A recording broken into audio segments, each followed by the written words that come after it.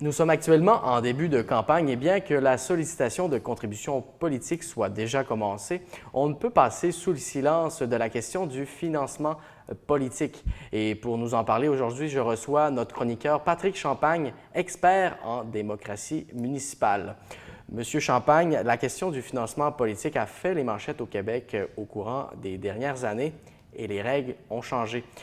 Pouvez-vous nous présenter un petit peu le contexte de façon générale du financement en politique municipale? Oui, tout à fait. Effectivement, je crois que la question du financement politique a fait les manchettes depuis les années 2000. Cependant, à tous les paliers politiques. Ce n'est pas limité qu'au milieu municipal. Je dirais qu'il ne faut pas croire non plus que c'est un nouveau problème ou qui est nécessairement plus important que ce qu'on a connu par le passé. Je crois que c'est un problème cyclique là, qui est récurrent.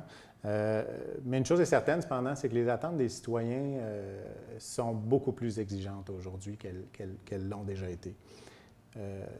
Pour illustrer ça aussi, on peut regarder ce qui se passe ailleurs, puis on constate assez rapidement en regardant le reste du Canada, par exemple, que dans certaines provinces, on encadre peu ou pas le financement politique, peut-être au provincial, mais aussi surtout au municipal.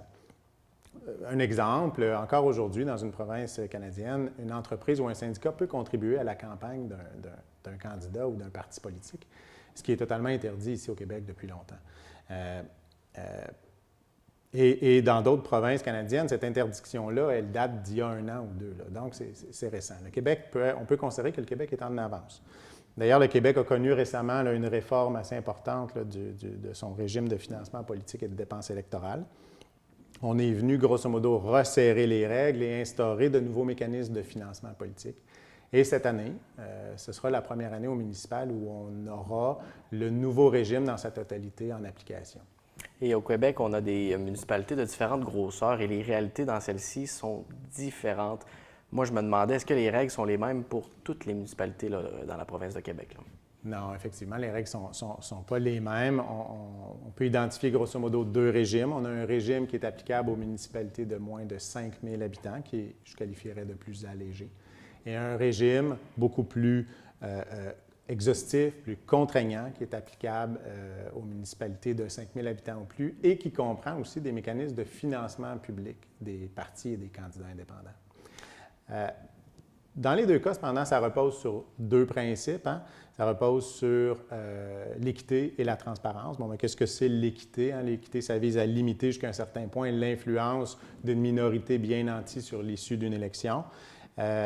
Mais aussi, on vient, dans les municipalités de plus de 5 000 habitants, limiter, je dirais, ou plafonner les dépenses électorales pour assurer encore là plus d'équité entre les candidats et les partis.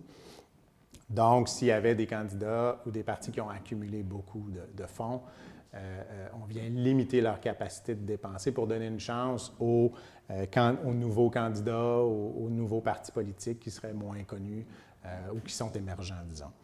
La transparence, quant à elle, bien, ça permet aux citoyens de savoir qui contribue aux campagnes de candidats ou de partis politiques. Ça vient améliorer, dans certains cas, les vérifications, la qualité des vérifications qu'on peut faire et aux besoins aussi dans le cas d'enquête. On a parlé de financement politique aussi. Pour ce qui est du financement public, la loi prévoit dans les municipalités de plus de 5 000 habitants un mécanisme de remboursement de dépenses électorales lorsqu'un candidat ou un parti a obtenu suffisamment de votes ou que le candidat a été élu, peut obtenir le remboursement d'une partie de ses dépenses électorales. Et depuis cette année, on a un nouveau mécanisme qui est implanté dans les municipalités de 20 000 habitants ou plus, un nouveau mécanisme qu'on peut appeler d'appariement. Donc, si vous contribuez de 1 $ à la campagne d'un candidat ou d'un parti, la municipalité va ajouter 2,50 $ en financement public pour ce même parti ou ce même candidat. Mais on peut en convenir ensemble, là, les règles sont nombreuses et parfois difficiles à comprendre là, pour monsieur et madame tout le monde. Là. De façon générale, que doit-on retenir? Je dirais que la première règle à retenir, si on est un candidat, il faut, peu importe la taille de la municipalité, là, il faut vous assurer d'aller chercher toute l'information pertinente avant de solliciter une contribution ou d'effectuer des dépenses électorales. Je crois que les sanctions qui sont maintenant associées aux infractions, aux règles là, de dépenses et de revenus de financement politique sont beaucoup trop lourdes ou sont très lourdes. Ne sont pas beaucoup trop lourdes, mais elles sont très lourdes et peuvent avoir des conséquences importantes. Donc, assurez-vous d'avoir toute l'information nécessaire. Bon, cela dit, si on regarde grosso modo pour le citoyen, qu'est-ce que le citoyen devrait retenir? Prenons le cas des municipalités de 5 000 habitants ou plus. D'abord, on retiendra que seul un électeur peut contribuer à la campagne d'un parti ou d'un candidat indépendant. Vous pouvez verser à chaque candidat indépendant ou à chaque parti un maximum de 100 en contribution en année non électorale et s'ajoute en année électorale ou lorsqu'il y a une élection partielle un 100 supplémentaire. Donc, cette année, le total des contributions d'un électeur ne peut pas dépasser 200 à chacun des partis ou des candidats indépendants autorisés. On retiendra aussi qu'une contribution, ça peut être en argent, mais ça peut être aussi son équivalent en biens ou en services. On retiendra aussi qu'une contribution de plus de 50 doit se faire par chèque ou par carte de crédit, donc il y a une limite aux contributions en argent comptant. Et finalement, qu'une contribution, vous rappelez, vous assurez que votre contribution est bel et bien versée à quelqu'un qui est autorisé pour la recevoir, pour solliciter des contributions. Et cette personne-là vous remettra un reçu qui vous donnera par ailleurs accès là, à un crédit d'impôt. Vous en avez fait mention tout à l'heure, mais j'aimerais qu'on revienne sur ce point ensemble. Là. Les règles sont différentes dans les municipalités de moins de 5 000 habitants. Qu'est-ce qui est différent justement dans la réglementation de ces plus petites municipalités-là? Oui, on l'a dit tout à l'heure, dans les municipalités de moins de 5 000 habitants, on a un régime qui est un peu plus allégé. Si on veut regarder les spécificités, là, disons les différences ou particularités dans les municipalités de moins de 5 000 habitants, on retiendra qu'il n'y a pas de distinction entre les années électorales ou les années non électorales. En fait, ici, on vient encadrer les dons qui sont faits à un candidat en vue de son élection. Et donc, on parle uniquement d'une limite de dons de 200 qui peut être versée par une personne physique à un candidat.